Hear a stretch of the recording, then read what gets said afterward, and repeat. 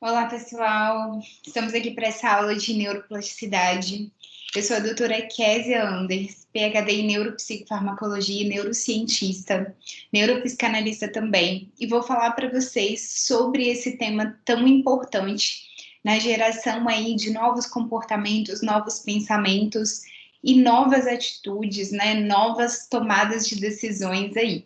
Então, para a gente começar, vamos entender o que é essa neuroplasticidade. O que se trata esse termo tão conhecido dentro da neurociência? E a neuroplasticidade é o aumento aí de força sináptica, de novos caminhos neuronais, né? Dentro desses dendritos, que são esses ramos que nós vemos nessas células que formam o nosso cérebro, que são os neurônios. E também a geração desses novos caminhos neuronais. É isso que é, de fato, neuroplasticidade. Geração de novas conexões neuronais, fortalecimento de conexões neuronais e geração de novas conexões. E isso tudo sendo possível de ser feito, inclusive na idade adulta, algo que a gente não entendia muito bem há tempos atrás e hoje já está bem documentado na neurociência. Então, continuando, a gente vai precisar falar sobre os eventos fisiológicos envolvidos nessa neuroplasticidade. Então, aí no slide está representado uma sinapse para gente, né? Uma neurotransmissão, onde nós temos em azul o neurônio pré-sináptico e em lilás o neurônio pós-sináptico, que acaba de receber um estímulo, liberação de neurotransmissores e a sua ação sobre esse neurônio pós-sináptico, gerando então os eventos bioquímicos e até mesmo elétricos, que nós vamos entrar em detalhes mais para frente, que fazem parte dessa neuroplasticidade. E essa neuroplasticidade tem alguns termos que nós usamos na neurociência, como Long Term Potentiation, ou LTP, muito essa sigla usada, também Long Term Potentiation e Depreciation, também são dois termos, então, um longo tempo de potenciação ou um longo tempo de depreciação, que no caso é um estímulo mais rápido, mais intenso e um estímulo mais lento, estão envolvidos nessa produção de neuroplasticidade, muito estudada aí para gerar novas memórias, para gerar aprendizado. E essa, então, neuroplasticidade é uma reorganização desses neurônios representados aí, e que nós vamos continuar falando nessa aula, tá certo? Esses termos, eles são onde eles acontecem, essa neuroplasticidade, em todo o nosso cérebro, especialmente muito estudado no hipocampo, que é a área que nós mostramos que guarda essas memórias, mas o pré-frontal, que é essa área e todas essas áreas em vermelho, são as nossas áreas de acessar essa informação. E essa é a área que controla todo o nosso cérebro, essa área mais frontal do nosso cérebro, por isso também chamado de centro da inteligência, onde controla o nosso planejamento, as funções de execução, de comportamento, pensamentos complexos, controle das emoções, autopercepção, planejamento dessas ações e toda a nossa inteligência cognitiva. Um destaque muito importante que essa área ela precisa de glicose para ser ativada, que é a energia que eu coloquei aí, precisa de energia, nutrientes, nutrição para ser ativada. É por isso que tem alguns estudos, gente, que mostram pra gente que juízes que tomaram decisões com fome, essas decisões foram mais negativas para os réus do que se eles estivessem alimentados, e eles fizeram um controle sobre isso. Alguns estudos já foram feitos em relação a isso, ou seja, a nossa tomada de decisão, o nosso julgamento não é a mesma coisa se a gente estiver com fome. E essa é uma área que está desativada ou hipoativa, né? Pouco ativa nos transtornos mentais, como ansiedade, depressão, transtornos de déficit de atenção e hiperatividade, que é o TDAH, alguns transtornos de personalidade, como borderline, como narcisista, nos dependentes, é álcool, drogas, medicações, alimento, açúcar, tá? Então, todos esses transtornos afetam a tomada de decisão, planejamento, essas funções executivas e o centro da nossa inteligência, tão importante aí para avaliar essa tomada de decisão, porque não é somente tomar a decisão, é avaliar essa emoção com base naquilo que nós temos armazenado com as nossas memórias, e por isso gerar essa neuroplasticidade e ativar é tão importante. Essa área cerebral, que é o pré-frontal, controla as nossas áreas das nossas emoções, que é esse cérebro límbico, totalmente representado aí nessa figura por essas diversas áreas cerebrais. E eu dei destaque aí no hipocampo, na amígdala e no hipotálamo, por serem as áreas mais estudadas e mais envolvidas, então, com esse cérebro, que também é o cérebro emocional, né? Então, o hipocampo, ligado a memórias recentes, vai nos ajudar a controlar essas memórias com toque emocional. A amígdala também, sendo que a amígdala é uma área ligada à armazenagem de traumas, emoções negativas, ansiedade, estresse, irritabilidade. E é a área da neurogênese dos transtornos, ou seja, uma criança que foi traumatizada por negligência física, psicológica, sim, ela vai sofrer uma hiperestimulação da amígdala, um aumento de medo, estresse, e ela vai agir por essas emoções. Então, ela vai agir sempre buscando segurança, porque a insegurança interna dela, por conta dessa hiperestimulação, é muito grande. E a área do nosso hipotálamo, que controla todos os nossos sistemas autônomos, né? Sono, regula o nosso sono, a hora de acordar, o nosso ritmo circadiano, a nossa fome, a nossa sede. E todas essas áreas, gente, são controladas pelo pré-frontal. Existe um comando superior para essas áreas emocionais e é por isso que a gente usa esse termo inteligência emocional, que é o quê? Reconhecer as emoções e dar continuidade ao comportamento baseado na inteligência. Porém, por que, doutora, que muitas pessoas agem só pelo emocional e não pensam, e não planejam, não executam bem, e não têm um bom foco, uma boa concentração? Porque muitas vezes essas pessoas estão passando por transtornos, né? Como eu mostrei para vocês, se elas estiverem num transtorno, 15% apenas do pré-frontal está funcionante, 85% do cérebro límbico, ou seja, ela vai agir com base na emoção, com base no medo, com base na angústia, ela vai ser uma pessoa com essa dificuldade de passar por riscos, passar por tomadas de decisões mais inteligentes, tá certo? E de uma forma geral, a gente visualiza que 80 a 85% das decisões acabam sendo decisões emocionais se eu não tiver com esse pré-frontal muito ativo, muito nutrido. E é por isso que na aula a gente vai falar sobre técnicas que ativam, então, esse pré-frontal. Tá certo? Quais são as emoções básicas? Alegria, tristeza, raiva, desprezo, medo, nojo, surpresa. São emoções básicas que são controladas pelo pré-frontal e dão um bom comando para essas emoções. Então, por exemplo, se eu tiver com raiva, é lógico que eu não vou bater no carro da frente que me deu uma fechada, eu vou conseguir controlar essa emoção, coordenar essa emoção e tomar, então, uma atitude tranquila. Vou respirar, vou entender que eu não preciso entrar nesse mecanismo de luta e fuga, que é o que faz, né, a hiperestimulação da amígdala, essas emoções muito ativas. Eu vou respirar, agir com inteligência e simplesmente ser uma pessoa mais comedida, mais inteligente emocional, que é o que a gente fala. Ainda dentro desses eventos bioquímicos e fisiológicos, o que acontece nesse cérebro? O que é de fato a neuroplasticidade? É a ativação desses dois receptores. Ainda outros neurotransmissores vão agir, que eu vou falar sobre eles dentro das técnicas, mas o glutamato é um neurotransmissor, gente, ligado às sinapses excitatórias e a essa neuroplasticidade, que tem a sua ação aí, tanto com uma indução de uma neuroplasticidade de feedback positivo, também considerada anti-homeostática, porque eu vou ter cada vez mais estímulo e mais neuroplasticidade, e a neuroplasticidade ligada, então, a uma reorganização de sinapses e um feedback negativo, onde cada vez mais estímulo vai diminuindo um pouco essa neuroplasticidade, reorganizando, porque o nosso cérebro precisa ter esse equilíbrio.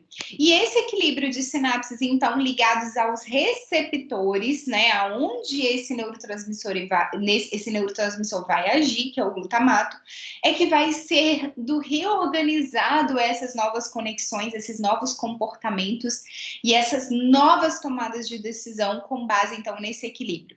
Mas, doutora, onde acontece esse equilíbrio? Quanto tempo? O tempo é, em média, de 3 a 6 meses, baseado, então, nesses eventos, e nós precisamos de uma boa nutrição, de um bom estímulo, e de uma boa noite de sono. Eu vou explicar ao longo das aulas essas bases também fisiológicas para essa neuroplasticidade. Dentro ainda desses eventos, o que está acontecendo? Quais são os eventos que eu preciso para gerar essa neuroplasticidade? Essa long-term potentiation, né? Essa longa potenciação e essa longa depreciação também no sentido de um estímulo mais rápido, um estímulo mais lento para que eu consiga gerar essa neuroplasticidade. Eu preciso de gerar um potencial de ação. O que é isso, doutora? É mudar o estímulo elétrico dos meus neurônios. Isso, o nosso neurônio ele tem uma base elétrica na sua membrana e ela pode ser mudada com base no nosso pensamento. Então, coordenar o nosso pensamento, mudar o nosso estímulo, fazer uma atividade física muda essa eletricidade. Eu estimulo a liberação, então, de hormônios e de íons, primeiramente de íons, como está representado aí pelo cálcio, e esse cálcio estimulando a liberação de neurotransmissores que vão agir nesse neurônio pós-sináptico, gerando, então, uma geração de novos comportamentos e novos pensamentos e uma nova sensação. É por isso que eu falo que a neuroplasticidade está ligada à motivação.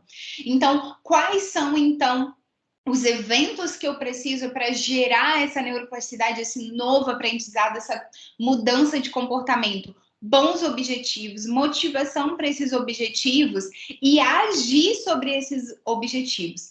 É claro, onde vai ser organizado essas novas conexões neuronais? Durante o sono e durante o descanso. Então, eu preciso ter o equilíbrio desse estímulo e desse descanso para fortalecer essas sinapses durante o sono. É por isso que o sono é tão importante para a gente, o pilar número 1 de saúde mental.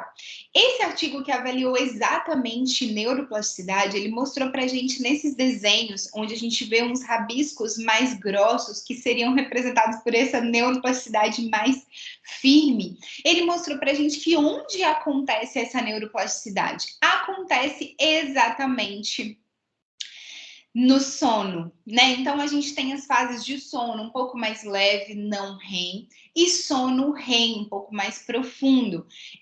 Essas fases de sono, elas reorganizam então essa neuroplasticidade. Esse sono mais leve vai reforçar e organizar memórias mais novas e vai consolidar com as antigas, associando no pré-frontal. Então é por isso que o nosso cérebro aprende tanto por associação, porque existe essa conexão entre hipocampo e pré-frontal, e o que eu já aprendi vai me ajudar. Então, gerar mapas mentais, gerar conhecimentos associativos vai me ajudar a gerar essas novas memórias também, esse novo aprendizado. E o sono profundo vai escalonar, vai reorganizar essas sinapses. Muito cuidado, porque o consumo excessivo de estimulantes, metilfenidato, Venvanse, Concerta, café, estimulantes pré-treino, tudo isso vai piorar ou talvez não fazer com que eu chegue na fase de sono profundo. E não chegando no sono profundo, eu não gero neuroplasticidade. Então, eu falo muito isso aqui em consultório, por ser terapeuta também, que não adianta a gente reorganizar traumas, reorganizar pensamentos se a gente não dormir adequadamente. Então, a terapia não vai ter tanto efeito, porque o sono é o primeiro lugar para eu gerar esses novos pensamentos, esse novo comportamento e essa nova forma de pensar. Além disso, nós precisamos entender que é essa base da neuroplasticidade que faz com que alguns neurônios que podem ter sido lesionados, como por exemplo através de um AVC, de um traumatismo, ou talvez até a dependência, a gente sabe, meu doutorado é em dependência, a gente sabe que a dependência química, ela gera morte neuronal, e muita gente me pergunta, doutora, é possível reorganizar, é possível gerar, então, essa nova conexão? Sim, se eu mudar o estilo de vida, se eu gerar os estímulos de neuroplasticidade, que é o que a gente está falando nessa aula, a gente consegue sim. Com base nos neurônios saudáveis que nós temos, nós reorganizamos essas sinapses, fortalecemos e geramos sim um cérebro mais saudável. É possível com a mudança desse estilo de vida. Então, o que favorece essa neuroplasticidade? Segundo esse estudo, então, que estudou somente neuroplasticidade e o que pode estimular? Altos níveis de educação. Então, uma pessoa que avançou nos estudos de uma área, graduação, pós-graduação, mestrado, doutorado, PhD, essas pessoas, elas têm uma facilidade maior em gerar neuroplasticidade, habilidades cognitivas, sociais, aprender uma dança, um instrumento, um novo idioma também são habilidades cognitivas que favorecem a neuroplasticidade, e a atividade física está aqui para a gente. E por que a gente fala tanto da atividade física?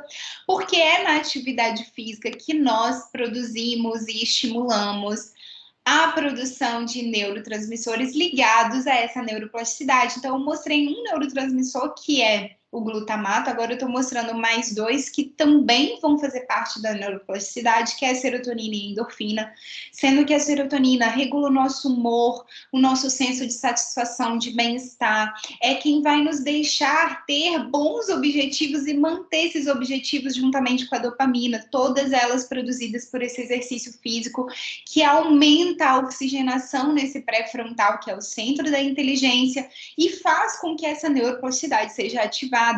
Então, apesar de eu não ter colocado aí a dopamina também, glutamato, todo o nosso cérebro está sendo ativo em relação à neuroplasticidade quando eu faço atividade física, gente. É por isso que ele é o nosso, a atividade física é o nosso segundo pilar junto com o sono. Sono, já falei que é lá que a gente reorganiza essa neuroplasticidade, né? Então, a segunda atividade aí para gerar, a segunda técnica, vamos dizer assim, procedimento, é a atividade física para a gente gerar essa neuroplasticidade, tá certo? Quais são os outros eventos que eu posso realizar, né? Quais são as outras coisas para gerar essa neuroplasticidade, doutora? Aprender algo novo, né? Uma dança, uma música, um instrumento, aula de canto, eventos sociais. Livros físicos que aumentam a nossa conectividade, pode ser o iPad, pode ser o Kindle, não, porque as luzes, os pixels, mesmo sendo fracos, eles superestimulam a nossa retina e acaba confundindo o nosso pré-frontal, gerando uma diminuição de foco, concentração e cognição. E o livro físico, ele já ativa o nosso pré-frontal, por ser algo físico, estimula a nossa criatividade e aumenta a conectividade cerebral, segundo os estudos. Assim como a escrita. Escrita à mão, não serve o tablet também, tem que ser papel e caneta. Papel e caneta montando um planner do seu dia vai aumentar sua performance e diminuir a procrastinação. Ah, Kézia, eu preciso tomar uma decisão para um investimento, eu vi os índices, escreva, desenhe um gráfico, veja se tem a ver com o seu objetivo a longo prazo ou a curto prazo, crie essas metas escritas, porque isso potencializa a performance do seu cérebro, para que ele age, tome a decisão segura, mais racional. São algumas técnicas que geram essa neuroplasticidade. Além disso, esse estudo de 2019 também colocou que os eventos sociais, as habilidades socioemocionais, são habilidades, então, que nós podemos gerar e geramos quando a gente entra em contato com pessoas. Então, fez o seu gráfico, fez suas anotações, fez o seu planner, coloque ali conversar, tomar um café com um amigo, com um assessor, com um mentor, fazer uma mentoria, uma terapia. Por isso que a terapia funciona, gente, porque você está lidando com outro cérebro e o nosso cérebro tem uma área social ligada ao pré-frontal. Dentro do pré-frontal tem uma área ligada à regulação de emoções que eu mostrei para vocês na figura. E essa área, ela aumenta a inteligência se eu tiver um contato com outro cérebro. Então, nada melhor para um cérebro do que contato com outro cérebro para estimular a inteligência e essas habilidades socioemocionais. Assim como ensinar, compartilhar experiências. Então, esse estudo mostrou que pessoas que de fato têm essas habilidades, essas trocas, elas melhoraram o desempenho cognitivo em testes de memória e aprendizado. Né? Então, ou seja, estimularam o LTP, estimularam essa neuroplasticidade por ter contato com outro cérebro, por estimular, então, essa área ligada a esse cérebro social, tá certo? Então, essas atividades para a gente retomar, quais são elas? O sono em primeiro lugar, porque sem sono, sem atingir as fases de sono, eu não gero neuroplasticidade, mudança de comportamento e uma boa tomada de decisão. A atividade física, sem atividade física, eu não produzo neurotransmissores específicos que ativam esse pré-frontal. E qual é a base desses neurotransmissores? A alimentação saudável. E aprender algo novo, ler um livro físico, escrever à mão e ter contato com pessoas para estimular ainda mais esse cérebro. Então, essas são as técnicas, parecem tão simples, mas que a neurociência comprova a cada estudo sobre neuroplasticidade, sobre performance cerebral, sobre tomada de decisão, que nós devemos incluir na nossa rotina para sermos mais inteligentes, mais controlados emocionalmente, no sentido de boas tomadas de decisão, porque não dá para ser só racional, né, gente? O que é ser uma pessoa inteligente emocional? Uma pessoa que age 50% pela emoção, 50% pela razão. Esse é o perfeito dentro da neurociência, é um bom cérebro, um cérebro inteligente emocionalmente. E essas técnicas, essas dicas que eu estou deixando nessa aula para vocês, vai estimular exatamente isso. E a geração de neuroplasticidade, novos pensamentos, novas conexões neuronais, novos hábitos e melhor tomada de decisão. Então é isso que eu desejo para vocês. Espero que eu tenha ajudado com essa aula. Deixo para vocês aí os meus contatos, o meu contato, né, o Instagram, @doutora.kezia_anders, onde eu falo sobre estudos como esse e outros, e também me coloco à disposição para outras dúvidas, viu? Abraço!